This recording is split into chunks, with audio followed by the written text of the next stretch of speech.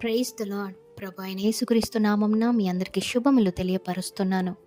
మరి ఈరోజు పరిశుద్ధాత్మ దేవుడు మీకు ఇస్తున్నటువంటి వాగ్దానము, నా నామమున మీరు నన్నేమి అడిగినా నేను చేస్తాను అని. మరి ఈరోజు ఎంతమంది యేసు నామంలో ప్రార్థన చేసేవారిగా ఉన్నారు? మరి ఇక్కడ ఈ యొక్క కాంటెక్స్ట్ కనుక చూసుకున్నట్లయితే, డైరెక్ట్గా మనకి ఏం కావాలన్నా ఆయన నామంలో మనము అడగవచ్చు. అప్పుడు ఆయన మనకు దయచేస్తాడు. అంతేకాని ఏ మధ్యవర్తి కూడా మనకు నిజముగా అవసరము లేదు.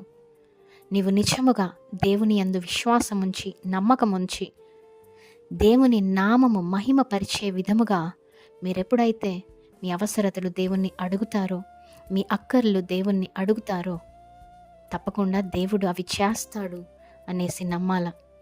మరి దేవునికి విరోధముగా ఏది మనము అడగకూడదు. యేసుని నామము అవమానపరిచే విధంగా మనం ఏది అడగకూడదు. మన జీవితంలో మనం ఒకటి దేవుణ్ణి అడుగుతున్నాము అంటే అది దేవుని నామాన్ని మహిమ పరిచేదా కాదా, అది మీ జీవితానికి అవసరమా కాదా, మీ జీవితము ఒక ఉన్నతమైన స్థాయిలో ఉంటుందా లేదా అనేది మీరు ఆలోచించాలి. ఆ విధముగా మీరు దేవుడిని అడిగినప్పుడు ఆయన నామంలో మీరు ఏమి అడిగినా కూడా ఇస్తానంటా ఉన్నాడు.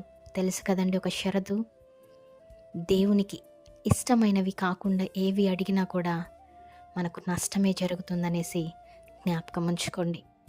ఎందరైతే యేసు నామములో ప్రార్థనలు చేస్తూ ఉన్నారో, మరి మీ జీవితానికి ఉపయోగకరము ఆశీర్వాదకరముగా ఉండేవి అడుగుతున్నారో, తప్పకుండా మీరు అడిగిన వాటికంటే, ఊహించిన వాటికంటే ఉన్నతముగా దేవుడు ఖచ్చితంగా మీ జీవితంలో మీ ప్రార్థనలకు జవాబిస్తాడు. ఆమేన్.